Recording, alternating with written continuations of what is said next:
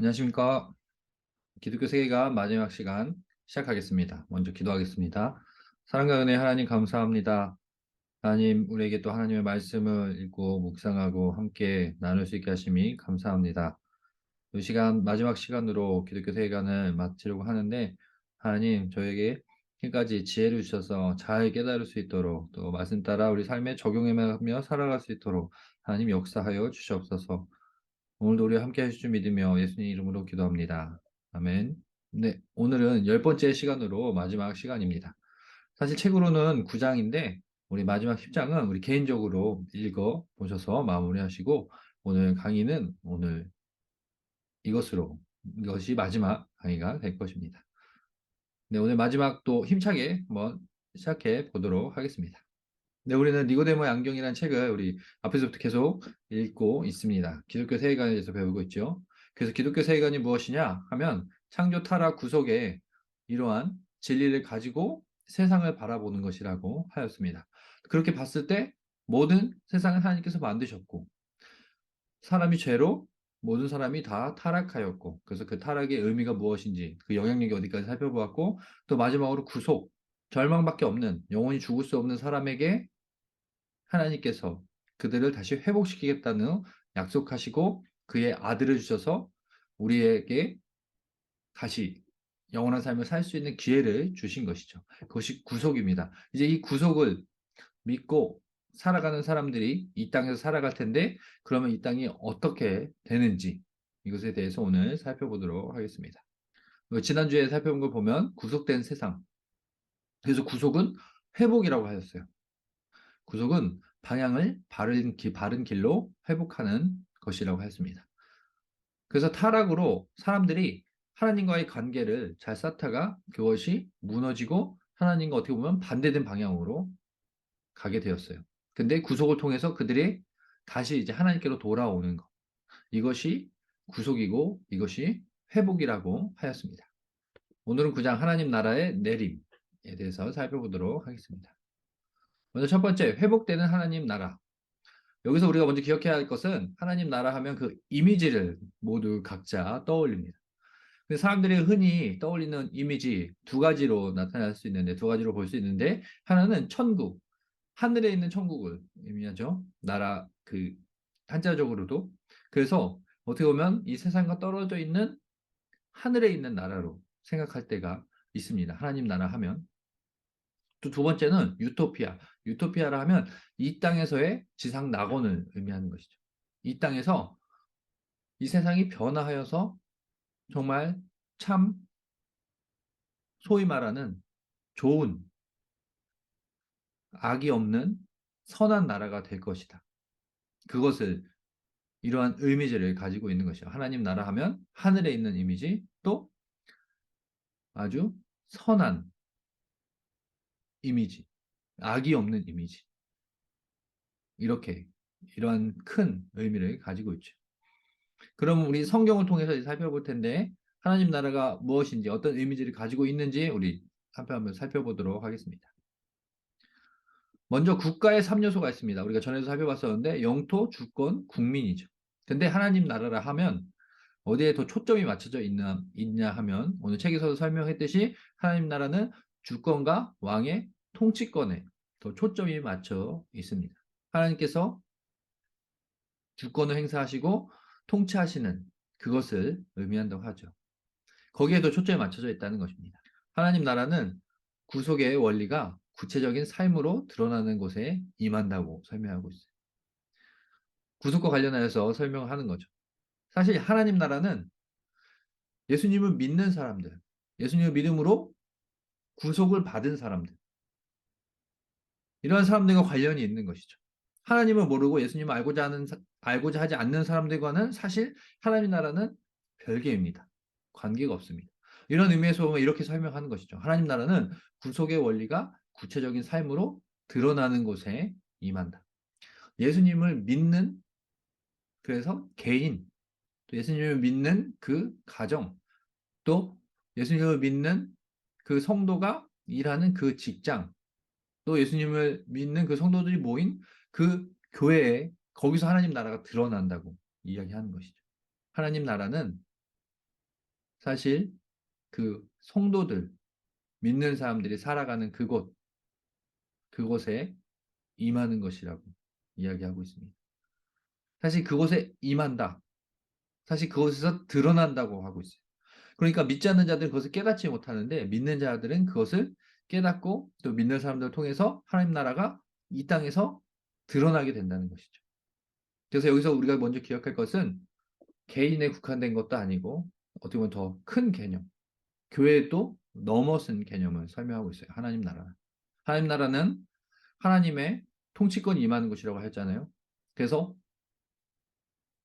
믿는 사람들이 모인 그곳, 어떻게 보면 조금 더 확장하여서 어떻게 보면은 최종적으로는 이 세상 끝까지 하나님 나라가 전파되고 넓혀져야 되는 것이죠. 사실 성도들은 그러한 역할을 하고 있는 것이 아닙니까? 하나님 나라를 위해서 일하고 있는 거 아닙니까? 그래서 전도를 하는 것이고 계속해서 복음을 전하며 살아가는 것이 아닙니까? 하나님 나라가 이런 의미를 가지고 있기 때문입니다. 구속의 원리가 구체적인 삶으로 드러나는 곳에 임한다. 복음이 계속 전파되는 곳에 그곳에서 하나님 나라가 드러난다는 것이죠. 또 드러난다는 것, 눈에 보이게 나타난다는 것이죠. 그러니까 성도가 성도의 삶을 공동체적으로 많은 사람들이 모여서 그렇게 살아갈 때에 믿지 않는 자들에게 어떻게 보면 하나님 나라가 드러나게 된다는 겁니다. 또 이 땅에 제약된 이곳에서 하나님 나라가 드러나게 된다. 여기까지도 생각을 해야 하는 것이죠. 그래서 우리가 전도하는 건 아닙니까?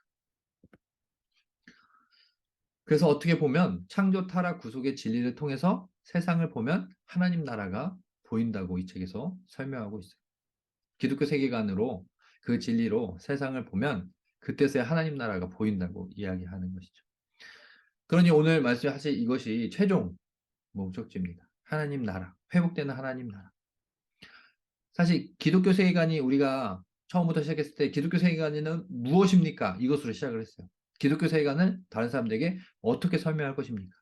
근데 기독교 세계관으로 우리가 봤을 때 그때 하나님 나라가 보인다는 것이죠. 그러니까 기독교 세계관이 이만큼 중요하다는 것을 알 수 있는 겁니다. 이러한 세계관으로 봤을 때 창조와 타락과 구속과 이 진리를 통해서 세상을 봤을 때 그때서야 우리가 하나님 나라를 볼 수 있는 것이죠. 볼 수 있다. 하나님 나라를 알 수 있는 것이죠. 사실 신앙인들이 사실 우리가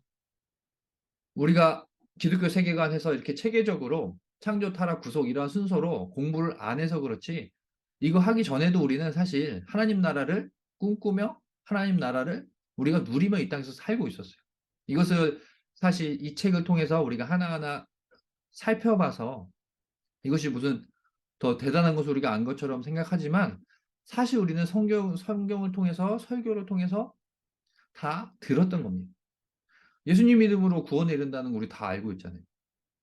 하나님이 이 땅을 이처럼 사랑하사 독생자를 주셨으니 누구든지 그를 믿으면 멸망하지 않고 영생을 얻는 것. 사실 그것을 설명한 건 아닐까. 그것을 더 이해할 수 있게 더 체계적으로 설명한 겁니다. 그것을 믿는 사람들에게 하나님 나라가 임하는 건 아닙니까? 하나님 나라를 얻는 건 아닙니까? 천국에 갈 수 있는 거 아닙니까? 그러니까 기독교 세계관 사실 말이 어렵고 우리가 또 조금 어려운 책이라고 하여서 좀 어렵게 시작하였고 근데 우리가 벌써 이제 마지막 시간까지 왔잖아요. 사실 따지고 보면 우리가 다 아는 내용이라는 거죠. 복음으로 구원에 이른다는 것. 그것을 어떻게 보면 더 설명한 겁니다. 하나님께서 우리를 만드셨고 우리는 하나님 나라로 가고 있습니다. 이것을 창조, 타락, 구속 이러한 순서로 이러한 진리로 기독교 세계관으로 한번 살펴본 것이죠. 그러니까 사실 우리가 다 알고 있는 내용입니다. 근데 우리가 한번 더 확인한 거예요. 확인한 거. 이번 책을 통해서. 근데 우리가 또 어떻게 보면 좀 오해할 수 있는 부분을 여기서 계속 설명을 하죠. 하나님 나라와 교회. 하나님 나라는 교회다. 제가 물음표를 적었어요. 하나님 나라는 교회입니까? 맞죠. 근데 훨씬 하나님 나라의 큰 개념인 거죠. 오직 교회가 하나님 나라다. 이건 아니라고 이야기하는 겁니다. 하나님 나라가 훨씬 큰 개념이라는 거예요. 교회를 넘어서서 세상이 조금씩 하나님 나라로 변해가는 것. 하나님 나라의 확장을 의미하는 것이고. 그러니까 교회보다 훨씬 큰 개념이지는 아시겠죠. 그래서 이 책이 뭐라고 설명하냐면 교회에서 훈련을 받고 세상에 나가 복음의 능력을 드러내는 그리스도인이 하나님 나라를 확장한다고 설명하고 있어요. 그렇죠. 우리가 교회에서 훈련을 받고 계속해서 우리가 전도 훈련을 받고 있지 않습니까? 뭐 어떤 프로그램 우리가 받고 있지 않지만 설교를 통해서 매일 듣잖아요. 그리스도인의 삶을 삽시다. 우리의 삶과 우리의 말과 우리의 행동으로 예수님을 보여줍시다. 그리스도의 형상을 만듭시다. 그게 사실 전도와 다 관련이 있는 것 아닙니까? 하나님 나라의 확장과 관련이 된 건 아닙니다. 우리가 복음을 믿고 우리가 복음대로 살아갈 때에 또 나가서 복음을 전할 때에 우리의 삶과 우리의 말을 통해서 사람들이 예수님을 믿고 예수님 믿는 사람이 더 많아지며 예수님을 믿는 사람이 더 많아진다는 것은 예수님의 하나님의 그 나라를 인정하는 사람들이 더 많아지는 것이고 그러므로 하나님 나라는 확장되는 것이죠.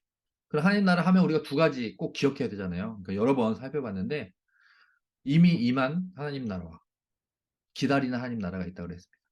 왜 이렇게 하나님 나라가 두 개인 것처럼 이야기한다고 하였습니까? 생각해보면 예수님이 2000년 전에 오셨어요. 그래서 십자가를 통해서 자신이 대신 죽음으로 죄인들을 깨끗게 하셨습니다. 그래서 그것을 믿는 자마다 영생을 얻는다고 하였어요. 그 예수님께서 처음 오셨을 때 그 시점에서 그 사역, 예수님의 사역으로 하나님 나라는 이미 이 땅에 임했습니다. 또 이 땅에서 예수님을 믿으면 하나님 나라에 가게 되니까 이미 임한 것이죠. 그런데 예수님께서는 약속하셨잖아요. 다시 이 모습으로 다시 오실 것이라. 그래서 우리는 그 기간을 살고 있다고 하지 않았습니까? 그러니까 믿는 사람으로 이 땅에서 살아갈 때에 우리는 소망을 또 두고 다시 오실 예수님을 기다리며 이 땅에서 살아가는 건 아닙니다. 심판주로 오시지만 믿는 자들에게는 그날이 심판의 날이 아니라 가장 우리에게 영광스러운 날이 되는 거죠. 예수님과 함께 완전한 부활에 된 모습으로 하나님을 찬양한다고 하지 않습니까? 그러니까 우리는 앞으로 임할 하나님 나라를 또 소망하면서 이 땅에 살아가는 것이죠. 이것은 뒤에서 계속 살펴볼 것입니다. 결론으로. 근데 여기서 보면 예수님께서도 이미 임한 하나님 나라를 이렇게 설명해 주셨어요. 누가복음 17장 20절 21절 보면 바리새인들이 하나님의 나라가 어느 때에 임하나이까 이렇게 물었어요. 이게 무슨 의미냐면 하나님 나라를 당시 바리새인들, 유대인들은 기다렸습니다. 메시아가 와서 그 당시에 로마의 속국으로 있던 로마의 통치권 아래에 있던 나라가 아니라 이스라엘이 회복되고 하나님 나라가 이 땅에 회복되어서 가장 강대한 나라가 될 것이란 그러한 개념을 가지고 바리새인들은 살았어요. 그러니까 그때가 언제냐고 예수님께서 묻는 것이죠. 근데 예수님은 그 의미와 그들이 묻는 의도를 다 알고 계시죠. 근데 이렇게 설명하시는 거예요. 묻건을 예수께서 대답하여 이르시되 하나님 나라는 볼 수 있게 임하는 것이 아니에요. 여기서 말하는 하나님 나라는 이미 임한 하나님 나라를 이야기하는 겁니다. 또 여기 있다 저기 있다고도 못하리니 하나님 나라는 너희 안에 있느니라. 예수님을 믿는 것 그것으로 하나님 나라를 맛볼 수 있다는 걸 설명하시는 거죠. 이미 임한 하나님 나라.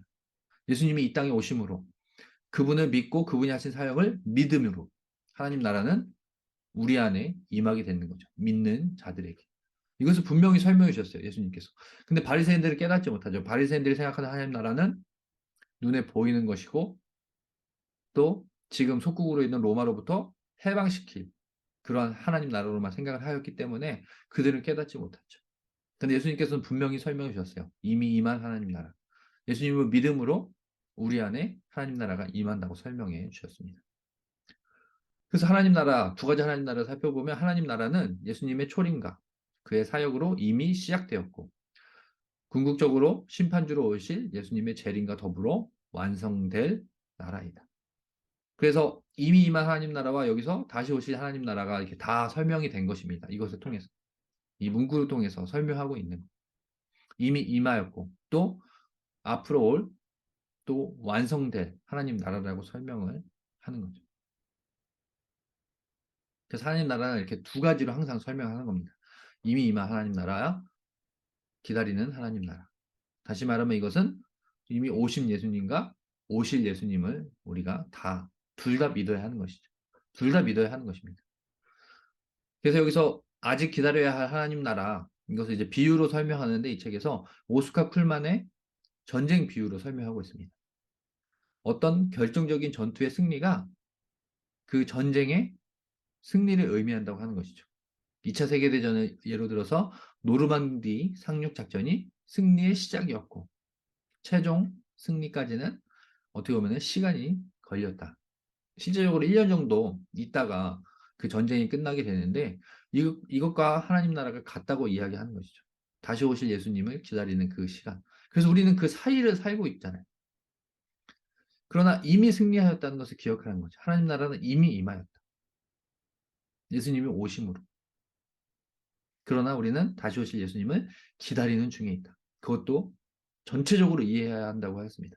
그래서 아직 기다려야 할 하나님 나라도 우리는 항상 기다리고 있어야 합니다. 기억하고 있어야 돼요. 여기서 하나님 나라의 바른 이해가 필요합니다. 아직 기다려야 할 하나님 나라만 만약에 강조한다면 어떻게 되느냐? 현재의 삶을 소홀히 여길 수 있습니다. 다시 오실 하나님 나라만 기억하고 신앙과 삶을 왜곡한다고 이야기한 것이 우리 사이비 이단 중에 다미 선교에 있었잖아요. 날짜를 정해놓고 이때 예수님이 오신다고 하여서 이 땅에 있는 것은 의미 없다. 그래서 뭐 그 교주한테 돈도 다 내라고 그러고 헌금 다 내라고 그러고. 근데 그 교주는 그것을 차곡차곡 모아서 갖고 있었다고 하죠. 그것을 가지고 자기가 다 쓰려고 다 저축해놓고 모아놨다고 하죠. 사입이죠. 돈 벌기 위해서 성도들을 이용한 거. 그러니 이렇게 극단적으로 다시 아직 기다려야 할 하나님의 나라만 강조하는 건 이것도 잘못됐다는 거예요. 바른 이해가 아니라는 겁니다. 현재의 삶을 소홀히 여기면 안 된다는 거예요. 신앙과 삶을 분리시켜서 신앙이 중요하다. 삶은 중요하지 않다. 그렇게 이해하면 안 된다는 겁니다. 왜곡하면 안 됩니다. 그리스도인은 현재도 중요하게 살아가야 해요. 왜 그러냐면은 이미 임한 하나님 나라 안에 살고 있기 때문인 거죠. 우리는 두 가지를 다 기억해야 한다고 하잖아요. 앞으로 올 하나님 나라만 바라보면서 이 땅에서는 의미 없다고 살아가는 것, 그것은 잘못됐다고 이야기합니다. 잘 이해해야 돼요. 하나님 나라. 그래야지 우리의 신앙관, 우리의 여기의 삶, 이 땅에서 삶이 다 결정되는 거 아닙니까? 지금 이해한 대로 사람들이 살아갈 것 아닙니까? 하나님 나라를 잘 이해해야 합니다. 아직 기다려야 할 하나님 나라만 강조하여 사는 것. 그래서 현재의 삶을 소홀히 여기는 것. 신앙과 삶을 분리하여서 신앙이 중요하다고, 이 땅의 삶은 중요하지 않다고 생각하는 그것은 잘못된 이해입니다. 이 땅에서의 삶도 중요합니다. 또 반대로 이미 임한 하나님 나라만 강조한다면 어떻게 되느냐? 현세적이 되어 혁명적 세계관으로 나아가게 됩니다. 혁명적이 뭐냐? 이 땅에 하나님 나라가 임하였음을 강조하는 거예요. 이 땅이 하나님 나라로 하루속히 변할 것을 그것만 생각하는 거죠. 그러니까 우리도 우리 대한민국에도 뭐 정치적, 경제적으로 뭐 부조리, 부도덕성 이런 게 얼마나 많습니까? 이런 거 하나하나 다 뜯어 고쳐야 됩니다. 혁명적으로 다 일해야 하는 것이죠. 근데 이것을 성경이 강조하고 있느냐? 하나님 나라가 이것을 의미하느냐? 우리에게 다 나가서 혁명하며 이 땅을 다 변혁시킬 것만 생각해야 하느냐? 사실 우리는 하나님 나라를 기다리는 그러한 존재이기도 한 거죠. 이 땅에서는 어떻게 보면 이러한 부족한 부분들 하나님이 뜻 안에서 회복시켜 줄 것을 기도하고 있지만 우리는 다시 올 하나님 나라를 소망하는 것 아닙니까? 완전한 하나님 나라를 소망하면서 살아가는 거 아닙니까? 그러니 이것을 우리가 둘 다 이해해야 한다는 것이죠. 한쪽으로 치우치면 안 된다는 거. 그렇다고 사회에 참여하는 것이 잘못된 것이냐? 그렇지 않습니다. 우리 역사적으로도 많은 기독교인들이 일제시대 때 3.1운동도 하고 많은 활동을 하였습니다. 그것도 해야 하지만 그것이 다라고 생각하는 것은 잘못됐다는 거예요. 이 땅에서 살아가는 것도 중요하고 우리에게 임할 하나님 나라를 소망하면서 살아가는 것도 중요한 것입니다. 이것을 둘 다 균형적으로 생각하며 살아가야 한다는 것이죠. 그래서 이것을 위해서 또 천국 비유 교훈을 우리가 살펴보면 예수님께서 하신 그 말씀을 성경을 가지고 살펴보면 열처녀 비유, 정적으로 기다림을 보여주고 있습니다. 열처녀가 있었는데 5명은 졸고 계속 기름을 준비 않고 있다가 나간 도중에 그 주인이 와서 5명만 천국에 가고 5명은 가지 못하였다. 신앙으로 잘 기다리는 일을 하지 못하였다. 그러니 이 비유를 들은 사람들은 하나님 나라, 다시 올 하나님 나라를 잘 준비하고 깨어 기다리라고 말씀하는 것이죠. 그럼 이러한 이야기만 하느냐? 달란트 비유는 또 어떻습니까? 5달란트 받은 그 사람은 나가서 열심히 일하라고 하지 않습니까? 그러니 능동적으로 이 세상에서, 이 땅에서 열심히 살아갈 것도 이야기하는 겁니다. 하나님 나라가 언제 올지 모르는데, 하나님이 언제 다시 오실 줄 모르는데, 그렇다고 이 땅에서 소홀히 하는 것이 아니라 이 땅에서 할 수 있는 일은 또 열심히 감당하라는 것이죠. 신앙인으로, 믿음 살아가는 사람으로, 하나님 믿는 사람으로 이 땅에서 열심히 능동적으로 일하라고 말씀합니다. 또 겨자씨 비유를 통해서 무엇을 우리에게 교훈하느냐? 하나님 나라는 작지만 강한 생명력이 있다. 가장 작은 씨 중에 하나가 겨자씨라고 하죠. 근데 겨자씨가 심겨져서 싹이 낳고 나중에는 나무가 된다고 하죠. 정말 생각도 할 수 없을 만큼 어마어마하게 몇 배, 몇십 배나 커진다는 겁니다. 천국은 작은 것 같지만 큰 생명력을 가지고 있다는 것이죠. 천국의 능력을 보여주는 거예요. 천국의 능력. 하찮은 것이 아니라는 거죠. 강한 생명력과 천국의 역동성. 천국은 하나님의 뜻 안에서 크게 일하고 있음을 이야기하는 겁니다. 이 땅에서도 말이죠. 그다음 가라지 비유를 통해서 그날은 하나님의 주권 아래 있다를 알 수 있습니다. 가라지 비유는 무엇이냐? 주인이 씨를 뿌렸는데 원수가 와서 그 잡초 이런 것들을 뿌려놓은 겁니다. 가라지를 뿌려놓은 거예요. 그래서 원래 키우고자 했던 것을 방해하는 존재들이 생겨났다는 거죠. 근데 하나님께서는 그때 그 잡초들 뽑는 것이 아니라 마지막 때에 심판의 때 다시 오실 하나님 나라를 의미하는 거죠. 그때까지 기다렸다가 그때가 돼서 가라지는 다 불에 태워버리고 알곡들은 하나님 나라에 가게 그러한 심판의 때가 있다고 말씀하는 겁니다. 그러니까 사실 이 땅에서 어렵고 힘들고 어떻게 보면 부도덕하고 어떻게 보면 사단의 시험 안에서 어렵게 살아가는 것을 하나님께서는 다 알고 계십니다. 그러나 그러할 때에 우리가 어려운 시험, 유혹이 온다고 무너지는 것이 아니라 믿음으로 굳건히 나아가라는 것이죠. 그것으로 하나님 나라를 다시 오실 하나님 나라 그때에 우리가 영광스러운 모습으로 심판받는 것이 아니라 영광스러운 모습으로 하나님께 예배할 수 있다. 하나님을 만날 수 있다고 이야기하는 겁니다. 그러니까 이 땅에서의 삶, 열심으로 살아가고 또 다시 오실 하나님 나라가 분명히 있음을 소망하면서 살아가라고 예수님의 천국 비유가 다 이렇게 의미하고 있는 것이죠. 그래서 하나님 나라는 하나님께서 정해진 때에 하나님의 방법으로 임할 것을 말씀합니다. 그래서 우리는 그것을 깨달아야 해요. 하나님께서 정하신 때에 하나님 나라가 임할 것이고 또 하나님의 방법으로 임할 것이고 그리고 우리는 매일을 그 날이 올 것처럼 기다리고 살아가야 한다는 겁니다.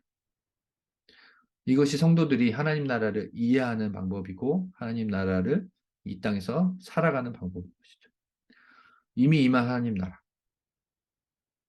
또 다시 오실 하나님 나라에 대한 이러한 개념을 가지고 그때는 우리가 언제인지 알 수 없으니 이 땅에서 잘 깨어서 준비하며 열심으로 매일매일 감사하며 살아가라고 말씀하는 겁니다.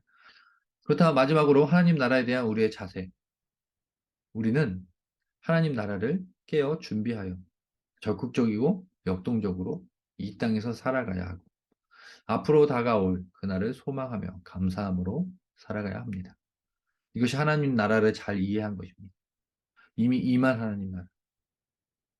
이 땅에서 예수님께서 우리에게 영원한 생명을 약속하셨으니 그 감사함으로 이 땅에서 살아가는 것이고 또 우리에게 다시 오실 그 날도 약속하셨으니 그 날을 소망하며 우리가 지금은 인간의 모습으로 나이를 먹으며 점점 늙어가며 또 몸도 아프며 또 이 세상의 모든 질병은 그 질병과 함께 살아감으로 고통을 받으며 살아갈 수 있는데 그날이 되면 하나님께서 약속하신 그날이 되면 우리는 그러한 모습이 아니라 완전한 모습으로 하나님과 함께 교제하며 살아갈 수 있습니다. 우리는 그날을 소망하며 감사함으로 살아가는 것이죠. 그래서 이 땅에서 우리가 하나님 나라를 어떻게 대해야 하느냐. 오늘 이것을 잘 기억하면서 살아가기 원합니다. 이제 마지막으로 정리하려고 하는데 처음에 우리가 이걸 시작할 때 기독교 세계관이 무엇인지 기독교 세계관이란 무엇인가를 먼저 우리가 개념을 깨닫는 것이 중요하다고 하였잖아요. 그래서 누가 물으면 기독교 세계관을 아니면 누구에게 설명할 때 우리가 뭐라고 설명할 것입니까? 제가 이러한 숙제를 드렸었어요. 어떻게 지금은 기독교 세계관을 설명할 수 있나요? 자녀들에게 아니면 이웃에게 아니 가족들에게 설명할 수 있으신가요? 기독교 세계관이란 무엇입니까? 했을 때 기독교 세계관은 세상을 바라보는 눈을 이야기하는데 성경을 기준으로 세상을 바라보는 것입니다. 이렇게 설명할 수 있겠죠. 그리고 이것은 너무 방대하니까 또 구체적으로 얘기하면 성경의 진리 이것을 창조, 타락, 구속의 그러한 개념을 가지고 성경을 이해하고 그 이해한 것으로 세상을 바라보는 것이 기독교 세계관입니다. 이렇게 설명할 수 있겠죠. 창조, 타락, 구속은 무슨 의미입니까? 말하면 이 세상은 하나님께서 만드셨고 사람도 만드셨고 사람에게 특권도 주시고 하나님과 함께 창조의 동역자로 세워주셨는데 그 사람이 죄를 지어서 모든 사람은 다 죽을 수밖에 없게 되었죠. 그것이 타락이죠. 근데 하나님은 타락된 인류를 그냥 버려두지 않으시고 다시 회복할 기회를 주셔서 그것이 구속인 것이죠. 오직 예수님을 믿으면 다시 회복되어서 하나님과의 죄 때문에 단절된 그 관계를 다시 회복하실 것이다. 그것이 구속이라는 것이죠. 그래서 창조, 타락, 구속을 통해서 기독교 세계관을 가지고 세상을 볼 때 우리에게 큰 변화가 생기는 것인데 그것이 바로 오늘 살펴본 하나님 나라를 깨닫게 되는 것이죠. 그래서 하나님 나라를 이 땅에서 누리며 살 수 있게 되는 것이고 또 하나님 나라를 소망하며 감사로 살 수 있게 되는 것이죠. 그래서 기독교 세계관이 이렇게 중요한 것이죠. 기독교 세계관을 통해서 세상을 볼 때에 하나님 나라를 깨닫게 된다고. 그래서 우리가 지금 10주 동안 공부한 것이 아닙니까? 기독교 세계관은 세상을 보는 눈입니다. 그런데 이러한 눈으로 우리가 세상을 봤을 때 무엇을 볼 수 있다고 설명하고 있어요? 그때 하나님 나라를 볼 수 있게 되는 거죠. 이미 임한 하나님 나라와 다시 오실 하나님 나라를 깨달을 수 있게 되는 거죠. 그래서 이 땅에 살아갈 때 기독교 생각을 살아가면 궁극적으로 하나님 나라를 이 땅에서 누리며 또 그것을 기다리며 하나님의 우리의 소망 되신 하나님은 또 감사하며 우리에게 생명을 주신 하나님을 감사하며 살아갈 수 있는 것 아닙니까? 그러니까 기독교 세계관이 중요한 것이 아닙니까? 그러니까 처음에 우리가 기독교 생활은 무엇이냐 그것을 설명하는 것이 숙제였는데 이제는 우리에게 그것을 공부하다 보니 그것을 통해 알게 된 것이 있는 것이죠. 알게 된 것이 이것입니다. 하나님 나라를 볼 수 있게 되는 것이죠. 기독교 세계관으로 봤을 때. 그러니까 마지막으로 설명을 하면 안경을 가지고 설명을 했잖아요. 선글라스를 예로 들어 생각을 하면 빨간색 선글라스를 보면 세상은 빨갛게 보여요. 파란색 선글라스 보면 세상은 파랗게 보입니다. 기독교 세계관으로 이 세상을 보면 어떻게 보면 제약되고 희망이 없고 그러한 세상을 기독교 세계관으로 보면 그것을 하나님의 나라로 볼 수 있게 되는 것이죠. 이미 임한 하나님 나라로 볼 수 있게 되는 것이고 성도로서 다시 올 하나님 나라를 기다리며 살 수 있게 되는 겁니다. 그래서 기독교 세계관은 우리의 삶의 방향성까지도 관련이 있다고 하였잖아요. 이것을 우리가 들었는데 이제 앞으로 어떻게 살아야 하겠습니까? 하나님 나라를 누리며 하나님 나라를 기다리며 이 땅에서 어떻게 살아야 하겠습니까? 또 감사하며 살아가야 하지 않겠습니까? 또 우리가 알고 있는 이 하나님 나라를 다른 사람들에게 전하며 살아야 하지 않겠습니까? 이것으로 하나님 나라가 점점 확장된다고 하였으니 말입니다. 그래서 오늘 마지막으로 기독교 세계관을 정리할 텐데, 이 책을 정리할 텐데, 그 마지막 10장은 개인적으로 읽어보셔도 될 것 같습니다. 그래서 오늘 마지막 시간을 통해서 기독교 세계관을 통해 우리가 얻은 것이 있다면 하나님 나라를 우리가 바로 볼 수 있게 된 것이죠. 그래서 이것을 우리가 기억하며 조금 사실 어려운 부분도 있었고 어려운 책도 맞습니다. 그런데 10주 동안 우리 한 주 한 주 책을 읽으며 또, 또 설명을 들으며 지금까지 왔는데 우리가 또 바로 지났다고 다 읽는 것이 아니라 또 좋은 것은 우리가 내년 1월부터 이 기독교 세계관을 가지고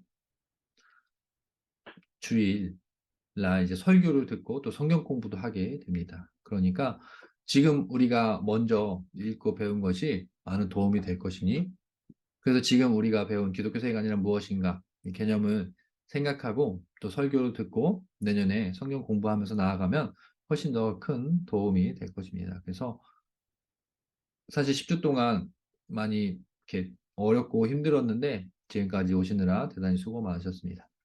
또 내년에도 성강 성경대학이 있을 텐데 내년에도 우리 함께하며 하나님 말씀을 더 배우는 데 힘쓰는 우리 모두가 되길 소망합니다. 제가 기도하고 마치겠습니다. 하나님 아버지 감사합니다. 오늘 마지막 시간 기독교 세계관을 이제 마치려고 합니다. 기독교 세계관을 통해서 우리가 하나님 나라를 바라보며 하나님 나라를 소망하며 기쁨으로 감사함으로 살아가는 우리 모두가 되게 하여 주시옵소서. 하나님 우리 항상 함께해 주시고 지혜를 주셔서 하나님 말씀을 잘 깨닫고 또 우리에게 힘을 주셔서 말씀 따라 살겠다고 다짐하는 우리가 되게 하여 주시옵소서. 예수님 이름으로 기도합니다. 아멘.